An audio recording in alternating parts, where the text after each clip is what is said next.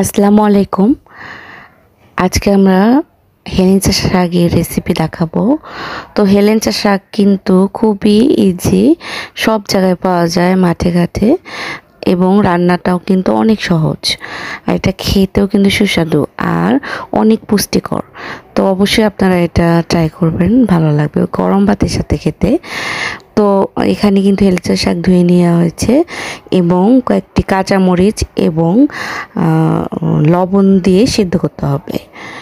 তো অবশ্যই আপনারা যারা ঝাল খেতে চান বেশি বেশি কাঁচামরিচ দিয়ে দেবেন। তো ঢেকে দিলাম সিদ্ধ করার জন্য। তো কিছুক্ষণ সিদ্ধ হয়ে যাবে কিছুক্ষণ পরে। আর এখানে কিন্তু মানে শাক ধোয়ার যে পানিটা সেটাই উঠে যায়, তো এটা পানি দেওয়ার কোনো প্রয়োজন নেই।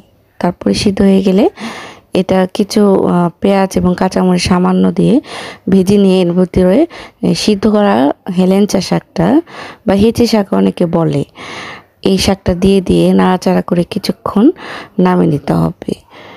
তো দেখুন কিছুক্ষণ ভাজা ভাজা করে নিতে হবে, নাড়াচাড়া করে খুব ভালো করে নাড়াচাড়া করতে হবে যাতে পানি না থাকে।